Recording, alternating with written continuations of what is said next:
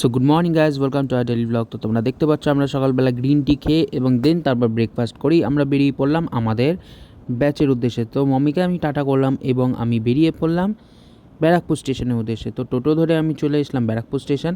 এবার এখান থেকে আমি টিকিট কেটে নিলাম ট্রেনের জন্য এবং দেন আমি উঠে পড়লাম ট্রেনে।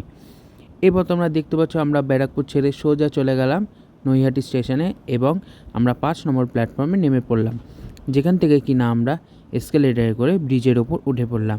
তো তোমরা দেখতে পাচ্ছ যে আমি এখন ওয়েট করছিলাম আমার গ্রুপের জন্য। তো গ্রুপ আসার পরে আমি অটো ধরে চলে এলাম আমাদের সেন্সের বাড়িতে এবং আমাদের ক্লাস অলরেডি এখানে স্টার্ট হয়ে গেছে। এবং দেখতে পাচ্ছ সেন্সে এখানে একটা সুন্দর ফিশ বোল রেখেছিল। তো ওই ফিশকে টাটা করে আমরা বেরিয়ে পড়লাম ট্রেন ধরতে। যেহেতু আমাদের আজকে ক্লাস খুবই তাড়াতাড়ি শেষ হয়ে গেছিলো, তো আমরা গ্যালোপিন ট্রেন ধরে সোজা ব্যারাকপুরে চলে এলাম। এবং তোমরা দেখতে পাচ্ছ যে আমি এখন টোটোতে উঠে পড়েছি এবং টোটো থেকে নেমেই বাড়ির উদ্দেশ্যে রওনা হয়ে গেলাম। এবং দেখতে পাচ্ছ বাড়ি এসে ভূতনিকে হাই করলাম।